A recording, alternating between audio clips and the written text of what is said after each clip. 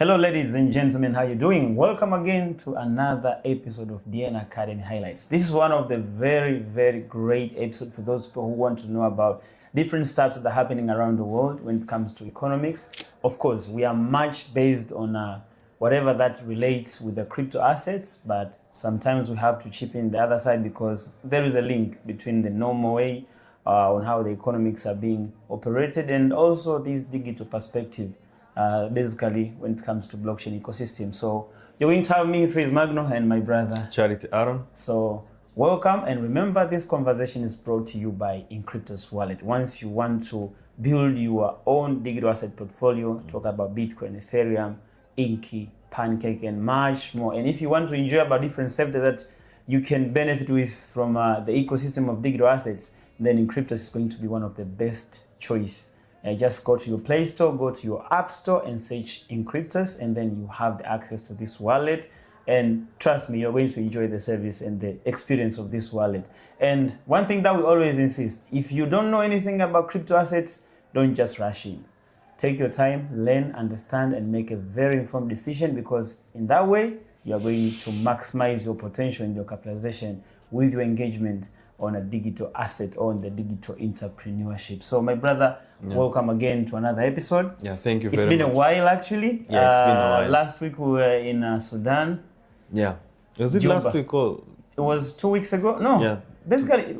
Like 10 days ago. 10 days ago, basically. We were in Sudan, basically in the city of Juba. Juba, yeah, exactly. Yeah, we had a lot of experience over there, and it was very nice to have a different experience. And one of the things that has brought us here in the highlight today is to talk about inflation. Yeah, exactly. Yeah, because it happens like many people, when it comes to inflation, I think we don't get the real risk that stands on inflation. Yeah, we don't look at inflation as a risk. Yeah. We treat it as a part of life, but for anyone who is smart enough, you have to know that in life, the biggest risk is usually inflation, because yeah, sure. Inflation robs money its power. Exactly. And in Sudan, in South Sudan, we saw it. I remember when we got there, we were very surprised. Yeah, of course, because I think the rate of inflation has been also contributed from the war. That was there, I think. More. Of course, we are having so many African countries that they are going through this. Of course, we had also Venezuela also went through the same thing. Yeah. But most of the African countries, I think they faced this inflation and just witnessing their currencies having that huge depreciation in value. Yeah, I think, and it's not only war, but also policies. Yeah, of course, policies is one of the things. Yeah. I was checking actually, most of the African countries, we mostly spend more than our tax collection. Yeah. And that creates a gap. And probably sometimes we have huge loans to cover, and sometimes you can see with those huge loans we happen to print more money. Yeah, and that is even worse when it comes to the current stability. We don't have also investors because of policies. Our policies are not that favorable to investors. So some of the countries that they have poor policies on investors, they tend to flow away. So the imports become, the imports becomes bigger than exports. And when you have much imports than exports, obviously your currency is going to be weakened. Yeah, it's very crucial. For example, let's talk of South Sudan. Yeah. When we got there, we found out that they import almost everything. Everything. From food. Amen. That's everything, because their main supply of food is Uganda. They have a very beautiful country, a very fertile country, but they don't produce. And you're like, why? I didn't get the point. Why? And I think we met one of the guy who works at one of the banks. Yeah. He told us one of the biggest challenge, because for him, when he was starting to work, it was 2017, if I'm not mistaken, if I don't remember, 12 or 17, he said that he was getting the salary of £2,000. Yes, SSP. Which was equally to $800. Yes. But guess what? As we are speaking right now, $1 is equal to 6,000 SSP. 6,000, yeah. That's a huge inflation. Think about someone who bought the government bonds for 25 years. You see? Now, that's something that people never consider when they're buying bonds. They're like, bonds are safe. We are loaning money to the government. There is no business which is safe, honestly. Yeah, but even if it's not only in South Sudan, let's look, for example, in our country, Tanzania. Yeah. If you bought a bond 25 years, Yeah. 2000 and 2000, the year 2000, Yeah. it has matured now. If you invested 100 million in 2000, and the 100 million in 2025, it's two different things. Yeah, of course, it's very different. Because even myself, when I was studying, for example, when I was studying in Mzumbe High School, from my region, Njombe, to Mzumbe, Morogoro, it was 15,000 Tanzanian shillings for bus fare. But right now it's 45,000 Tanzanian shillings. So 3 times. Yes. So 3x. Yes, 3x. Of course, basically for African countries, somehow we are not doing that bad. But to be honest, that's an inflation. Yeah, that's an inflation. Yes. And many people, they don't understand why United States banks, they give the interest rate of 4, 3. When it is 4, it's considered as a higher interest rate. High interest rate, yeah. And when it is in ranging between 2 to 3, they consider as like a good rate. Some of the countries like Japan, it was even 1 point something, whatever. But when you come Japan, there was a point where it was negative because their currency was overperforming, isn't it? But when you come to Africa, you find like they give up to 16, 15. Why? Because they consider also the risk of inflation. So I think people should be very careful when they talk about investment, because there is no 100% risk-free investment, unless otherwise if you are broke even, and then for you now it's going to be a risk-free, because whatever that you invested is already back to your pockets. Then what? And I think this is also one of the things that can motivate people to invest much in assets more than just keeping the cash. Yeah. Because it's very important as well. If you check the price of the land, for example, even in Tanzania, the price of gold, the price of 1 ounce of gold, check 10 years ago and check it now. Check most of the very durable assets that they existed in this world, and they are still performing in the market. Check their prices. You can see they are very high in price comparing to the last 10, 20 years ago. Yeah, exactly. Because when you look at not only, the thing is, when you invest in cash, you have a very big disadvantage of inflation. Yeah, that's the risk of having cash. Yeah. So people who are having, let's say, I say, okay, I'm not going to invest any of my money, I'm going to just stay with it.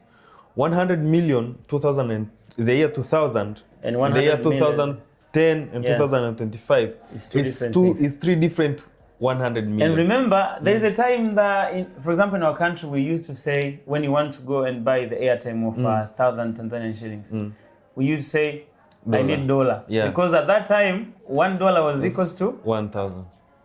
But now it's 2,500. 500, yeah. So you can tell.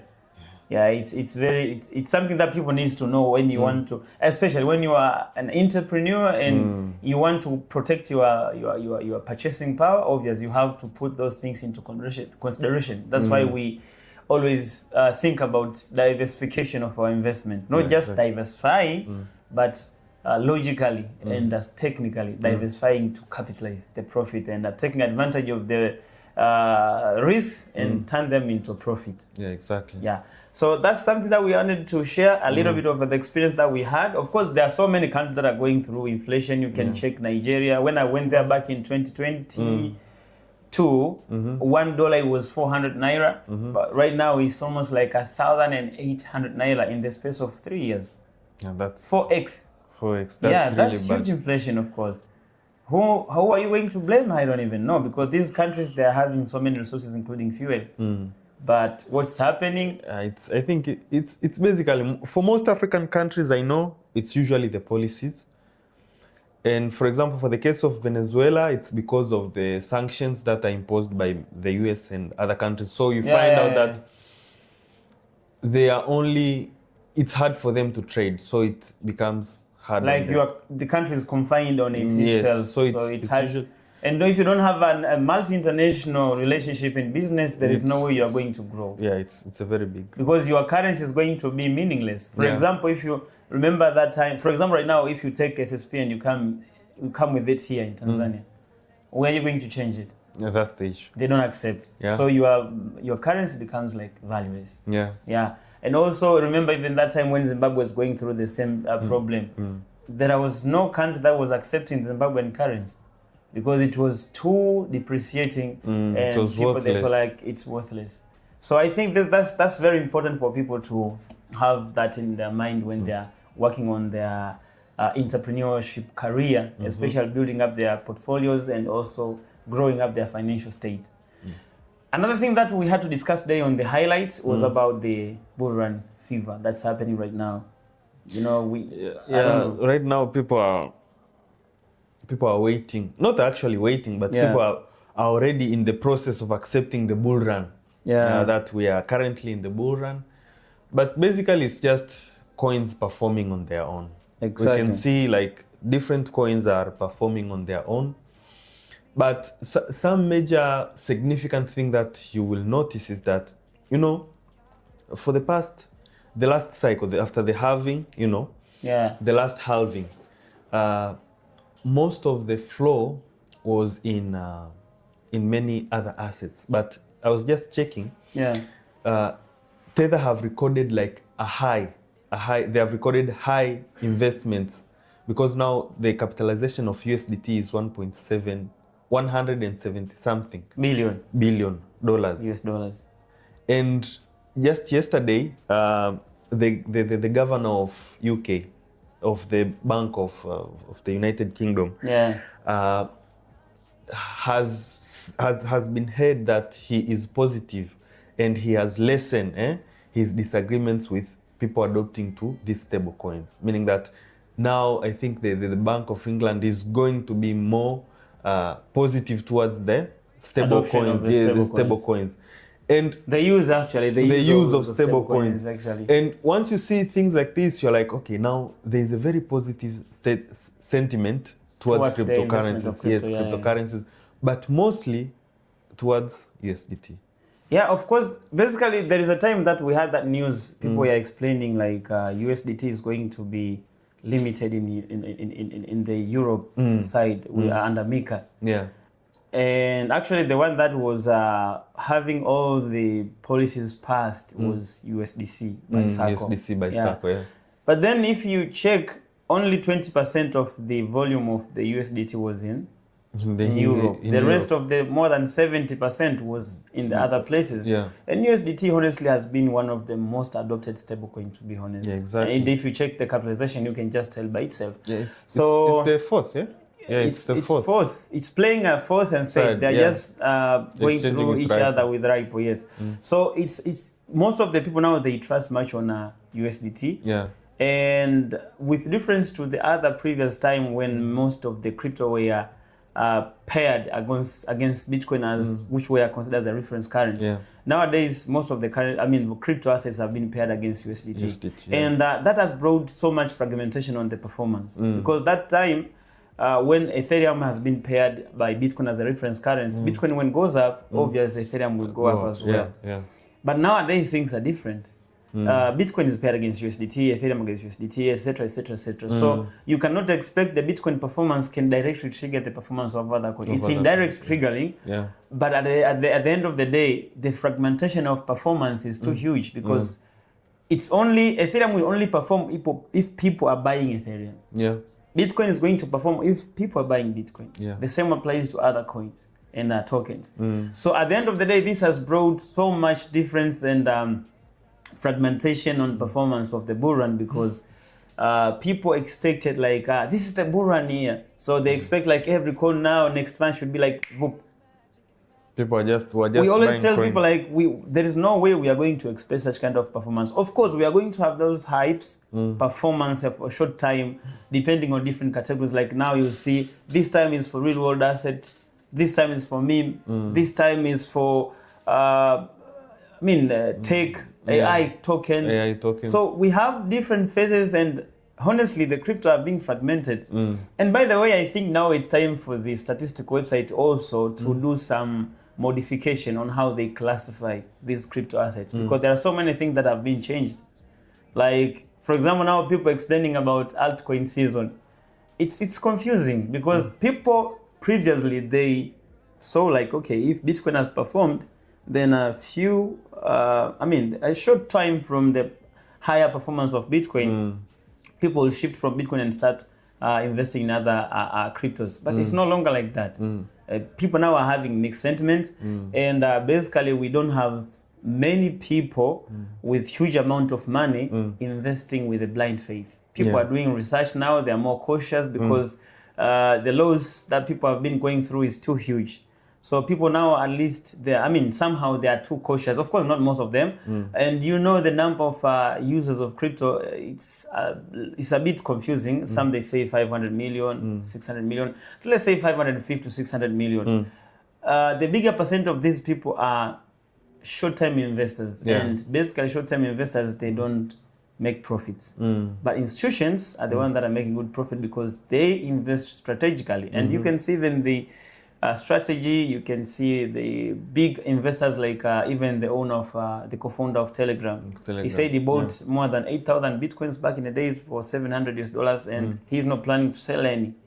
Even you see now USDT have decided to buy Bitcoin also. Who? USDT. Okay, yeah, of course. USDT. No, they have not decided. They always buy. Yeah, they always buy. Yeah, they always buy. Even today, they have bought more than 8,000 Bitcoins. Worth 1 billion. Yes, because they also need to have a reserve. And basically, I think they're making a huge amount of money. Some people, they're claiming like USDT, they don't have money, and they are having a huge... I think they have like they have a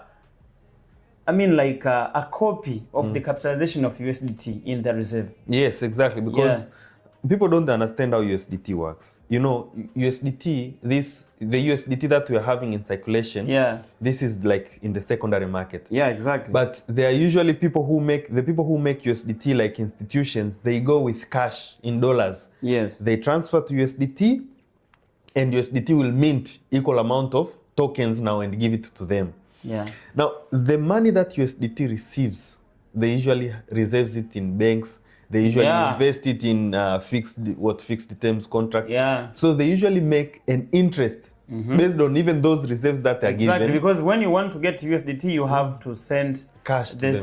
The corresponding amount of US dollars, cash, and then you are being minted with USDT. Yeah. When you want to get back your USDT, you have to go and redeem. Yes. And then your USDT will be banned in the circulation. But most of the people who take USDT, they don't go back to ask for cash. Yeah. Because USDT now is just like another current system which is running on the blockchain technology. And for those who don't know, if you invest US dollars in a fixed contract, in these banks, and you invest USDT in a staking contract, the staking contract pays more than if you invested cash. Yeah. So in someone if has a lot of cash, instead of investing that cash in government bonds or bills or in a bank, they convert it to USDT and they invest it in different staking pools where they can get higher returns. So you see, this rise in USDT means that the services that people are getting through USDT is more beneficial than them having cash. Exactly. And another thing that people, I think they need to be very considerate when it comes to promising other people about the bull run next month, gonna go 100 times and all that. They need to know that the liquidity depth now is too huge. It's very big. Previously a few billions of dollars could have moved the whole market just like that. But nowadays it's different. You can see like even the top 100 crypto, their volume is too huge. For example, people are saying, Bitcoin is going to go $250,000 this year. But they don't count how much money is supposed to be brought in for that amount of, for that price of Bitcoin to be sustained or to be attained. We did the calculation. Yeah, it needs around 3-point-something trillion US dollars. Yeah. And remember, the whole crypto industry now is posed at 4.0907 trillion US dollars. Yeah. Bitcoin is having more than 51%, which is 1.7 trillion dollars, if I'm not mistaken. Yeah. No, 2 trillion. Yeah. So if you want Bitcoin to be at 250, that means you need at least more than 2 times of whatever capitalization which is available by now. And you are telling people next month Bitcoin is going to hit 250. How? Do you expect who is going to pull in those kind of amount to make the Bitcoin grow to that value? And remember, every day there's the transactions and more Bitcoins are coming in the market.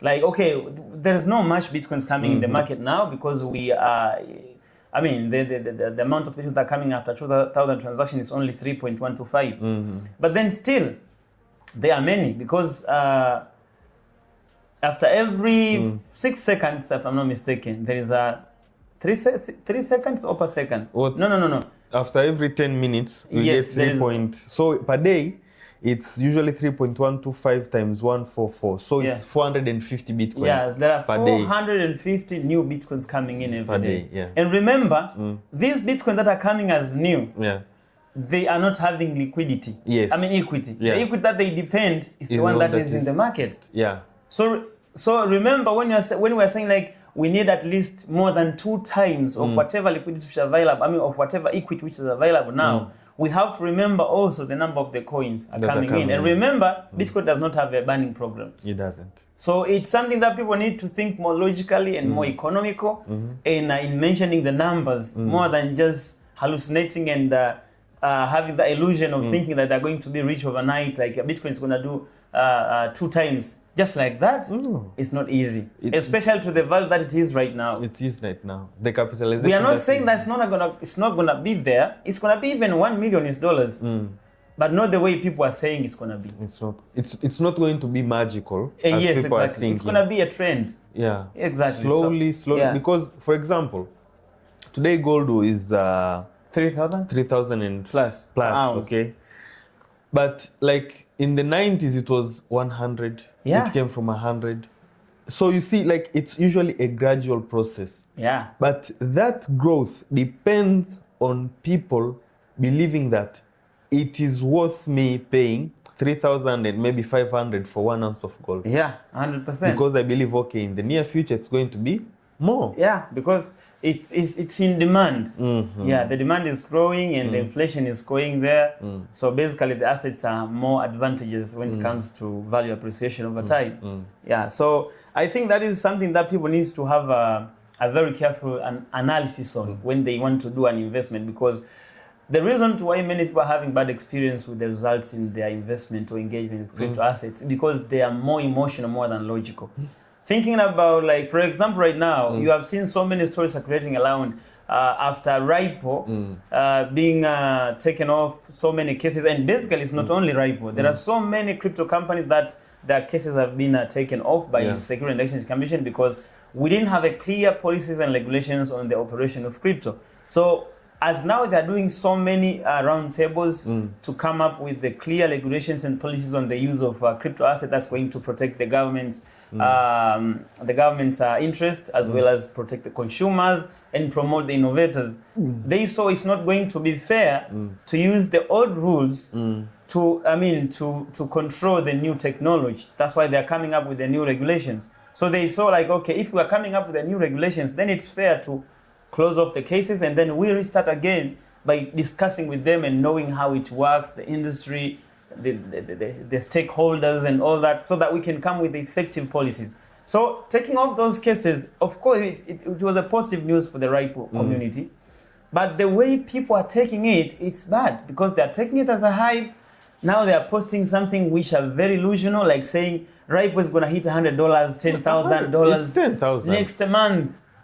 Last month they say it's going to hit that in September, like right? 10,000, one rep is going to be $10,000. They don't even try to do the math. How much is Ripple now? $2.9, right? Yeah. And how many Ripple are in the circulation? It's 50-something billion. And how much is the maximum supply? It's 100 billion. Okay, let's say those in circulation only. How much? There are 50? It was 53 billion. 53 billion. Yeah. 53 billion times 10,000, how much is going to be? 53 billion times 10,000. It's going to be, I don't even know this number. It's more than a trillion. It's 530 trillion. Does it make sense? No. It does not make sense at all. Just like even if it's going to be 53 trillion, it does not make sense at all, because at the end of the day, just try to check on the world capitalization. The world capitalization is 126 trillion US dollars, right? 126 US dollars. You get the point? Yeah. So that's the world capitalization. The GDP is 113 trillion US dollars. So do you want to say, like, next month 50% of the money circulating around the world will be taken to Ripple. Because remember, the money that is circulating is the same. It's not like there is a money printed to buy crypto, money printed to buy gold. No. The money that you buy stocks, the money that you buy shares, you buy gold, it's the same that you take sometimes and buy Ripple and buy Bitcoin or whatever. So today, saying Ripple is going to grow the capitalization up to 53 trillion or 503 trillion US dollars within the space of months, even 10 years, I don't think so. It's not possible. It's not possible. Maybe if Ripple, they're having a banning mechanism program, like they want to reduce the number of Ripple, maybe remaining with 10 million, whatever, maybe.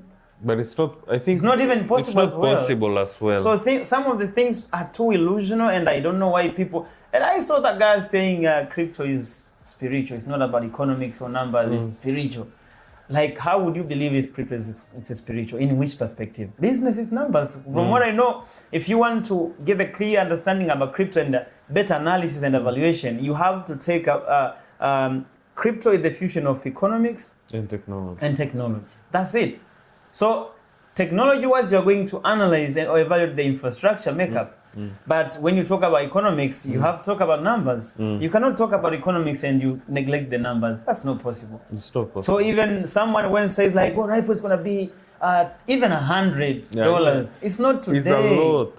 Actually, it's actually a lot, because at $100, it means it's roughly 57 trillion, 53 trillion. Something like that. Yeah, because... No, 5.3 trillion. 5.3 trillion. And the crypto market now, capitalization is how much? It's 4 trillion. So how comes the crypto market is going to be 2 times because of a single crypto in a space of month or year? Is it even possible? It's not even possible. Basically, the growth of the market is not going to be relying on a single asset. That's not possible. And we know most of the people are much interested in Bitcoin and then come another. Most of the institutions are buying Bitcoins. Of course, Ripple is having a potential. It's not like it's not having a potential. It has a very good problem potential. is this illusion of price prediction and pinpointing, which does not make any sense. That's the problem. But Ripple is one of the good assets. Honestly, I would recommend people to have it in their portfolios. But saying it's going to hit maybe 100, 500, 10,000, maybe next month, whatever, because banks are using it, I don't think that's making sense. That's not making any sense. Of course, Ripple has been made for cross-border payments, whatever, but you need to give me more than 1,000 reasons to make, because, and by the way, it's easier to use USDT than Ripple, of course. So why would not only that, banks like JP Morgan's, they have their own blockchain already, and they have tried. Remember last month, JP Morgan's tried to do a transaction of government treasuries bonds from their private blockchain to Ondo. And they managed. So the competition is very big. It's very big. And that's why even the investment is going to be fragmented. Like you don't expect the whole world now, because many people now on TikTok are talking about Ripple. So everybody's going to invest in Ripple. There's nothing like that, because there are so many other projects that they cover so many things, including whatever Ripple is delivering.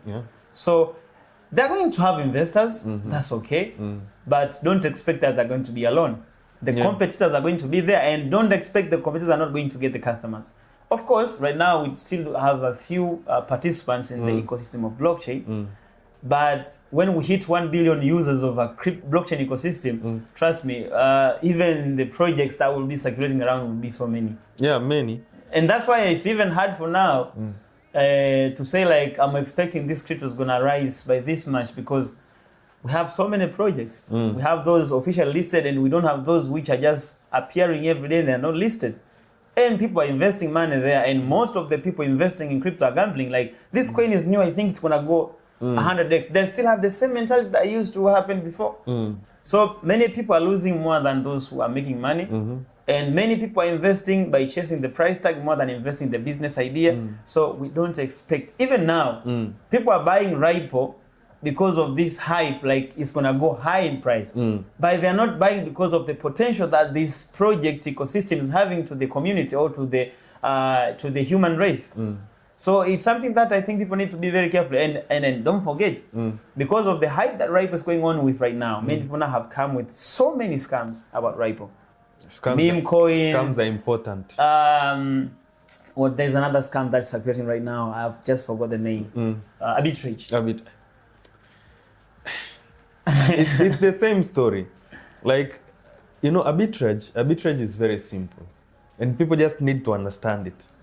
If you're doing arbitrage with less than at least 100,000 US dollars, you are in a scam. That's how it is. It doesn't, because you see, the arbitrage is the price difference of the same asset across different exchanges. Yes. And trust me, the difference is never huge.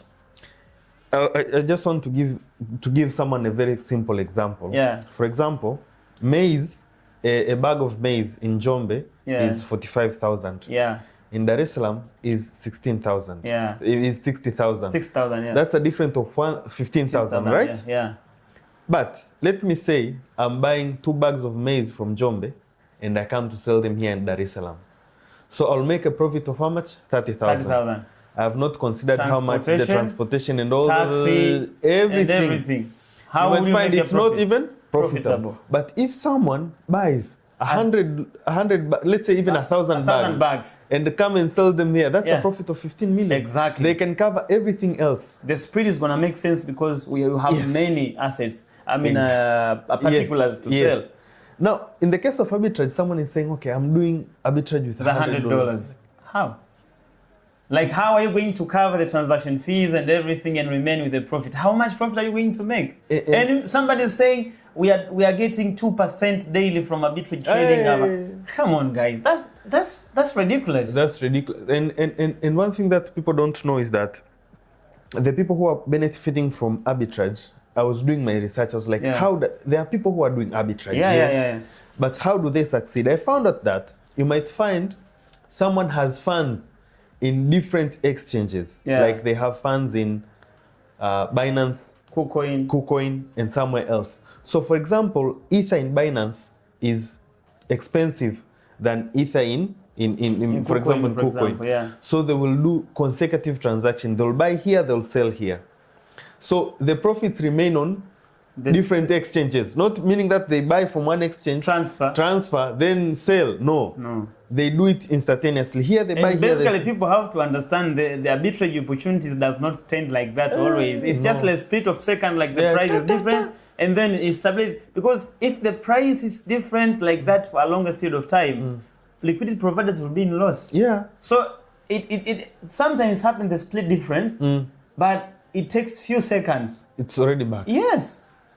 That's how it is. That's how it is. Because even here, just think about if it was simple like that, for example, even for bureaus. You know, the arbitrage is done even in fiat currencies. So think about this. Today, there's a bureau in Mlimani City. They say maybe $1 equals to 2,500 Tanzanian shillings. And here is 2,450. Do you think, like, if that opportunity could have been there, I would have been just buying the US dollar here and go at Mlimani City and sell and come back again and do that again? I will do that if that could have been that simple. But if you do that, that means in between here, between these two bureaus, one will be losing. But is it possible? Like, do you think those liquidity providers are stupid? Like, they just need to give out that money? People think like, oh, I've spotted this opportunity. No. In most opportunities, if you're not smart, if you don't know an industry well enough to know that this is an opportunity or is a trap, it's obviously going to be a trap for you. Because if someone is telling you with $100 you can make 2% profit with arbitrage, and it's daily. It's not possible. It's not even possible. It's not possible. People are standing there on the computer with the boss trying to read the alert on price difference and trying to see, and you easily saying like, I'm getting 2% or 1% or even 0.5% per day because of arbitrage trading. That's totally ridiculous. It's not even possible, by the way, because arbitrage opportunities are not appearing just like that. No. And there are people who have made very sophisticated systems that are doing arbitrage. Very sophisticated, and they have very big funds. So like, if they have $1 million and he does an arbitrage and he gets a profit of 1%. No, you can't get 1%. It's not because possible, with $1 million you may get $400 as profit. 0.2, 0.1. So if you compile that in a day, you find like you've made a profit of maybe 5,000, 6,000. So and for them, you have to be having a very sophisticated system to detect the price. Very sophisticated system. And for them, now it's okay. Because if they compound that in a month, okay, they find, oh, I've made maybe 5%, 6%. It's good for them. Yeah. And sometimes they lose. Yeah, sometimes you also lose. Yeah, the price changes. The slippage of the price happens when the moment you swap, so there's a slippage. So people don't take it like arbitrage is just simple, like buying here and selling here. It's not like that. No. And as well also, as we are finishing our conversation, we are trying to share so many things about whatever is happening in the industry, in the money markets, basically, because we are struggling a lot to see the potential for our blockchain ecosystem, especially when it comes to crypto assets. The hype is too huge, just like what's happened. It happened back then in 2021, 2022, when the hype of NFT came. People didn't have awareness. Why are they buying NFT? You see, sometimes people think NFT is an investment. NFT is a collectible business. It's just like you just need to buy the ownership or the belongingness. Like you want pride, you want to be part of a certain group, you want health access and all that. So people do not buy NFT because they expect the NFT price to go up. No, it cannot go up. Sometimes it may not go up. For example, sometimes you remember that NFT that was sold to many of the celebrities. It was for you to be part of their meetings. Like if Justin Bieber is meeting 50 Cent and other celebrities, you buy the NFT because you own that NFT. That means it's just like a ticket to be part of the meeting. Yeah.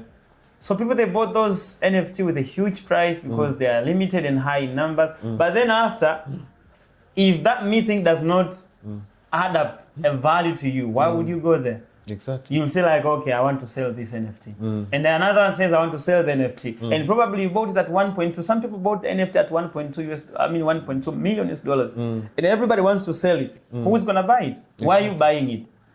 And if those meetings were valuable and adds a value, why would you sell it? So I think there are so many things that people need to learn. Like NFT, I think is a good thing for insurance, collectibles, and so many other things that they present as service access rather than investment for price appreciation. There was one person who claimed that they were staking NFTs. Why would you stake an NFT? What for? So it's like that. It's just a common misunderstanding with people. But at the end of the day, all of these problems will be finished if someone just went to Google and searched what is 1, 2, 3. Yeah. And now we have, the good thing now we have this AI. You can open maybe ChatGPT or Gemini and write in your own native language. For example, here in Tanzania, you can write NFT ni. Yes. And it will tell you. Yeah. And they learn. You just learn that easily. It's important for people to get at least the basic knowledge. Yeah, basic will save you from a lot of things. Yeah. And before we finish up our session, actually, there is something that I had yesterday and it was very confusing. I was doing even a live in TikTok. I saw someone was saying like, oh, American government has been collapsed. It's closing and all that. And I don't know what's going to happen to the crypto because crypto has been backed up by United States government. So what's going to happen? And I was like, people do not understand things. And I think sometimes media just blow up things to be different. I mean, to be understood in a different way. The thing that's happening now, the United States are in the budget Congress, isn't it? So the different institutions, departments of the government are not allowed to use United States money if their budget has not been passed by the Congress members, isn't it? So different departments presented their budget and the budget was not passed. So if the budget has not passed, definitely you are not allowed to use the people's money because those are people's money. They need to be authorized for it to be used into different budgets. So the state where the budget has not passed, so the money can be used, they say it's a shutdown. That's what they call. But it's not like the government the United States does not have money. No, the budget has not been passed. So they only remain with the important service like health, water, electricity, and all that. Those other small services and other non-essential services, they can be stopped until the budget has been agreed. That's what they call government shutdown. It's not like the government is not having money. No, they have not got the authorization from the Congress for the budget that I have presented to use the United States money. So I think people have to understand about People are that. just reading headlines. That's the problem. Yeah. So that was it for today, ladies and gentlemen. Remember, we are having this conversation powered by Inkryptus Wallet. You know, many people, they don't know how they can have a continuous business and benefiting in crypto assets. They're chasing the price and they're missing so many opportunities. And according of knowledge, if they ever knew, I think they could have saw how potential the blockchain ecosystem is, and how many opportunities that are borderless have been brought through this technology of blockchain. That's why we are always recommending you to use Inkryptus Wallet. Of course, we have so many wallets out there, but Inkryptus is one of the best.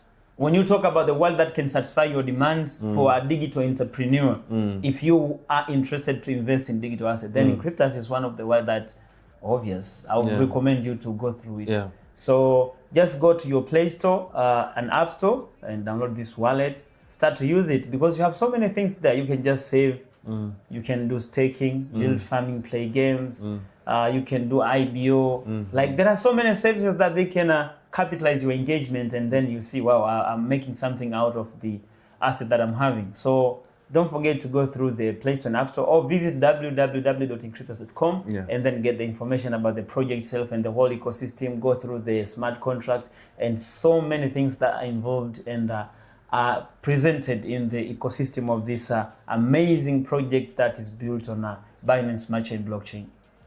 So if you have something else to add. And nothing else to add. So ladies and gentlemen, don't forget to subscribe and make sure you follow up our daily updates that we have in our channel. And remember to subscribe. Also, if you have a question, don't forget to leave a comment, because when we go through, we have a good question that we think is going to help many people. Obviously, we're going to attempt it and post it here again so we can have all-informed decision making when we want to get involved with crypto asset entrepreneurship. Thank you very much, ladies and gentlemen. See you next time. Bye. Inkryptus taught me how to play the game. It's Inkryptus, yeah, that's the shield I trust. Crypto real, no hype, no rust. Blockchain dreams built block by block. One wallet, one world, yeah, we breaking the lock. It's Inkryptus.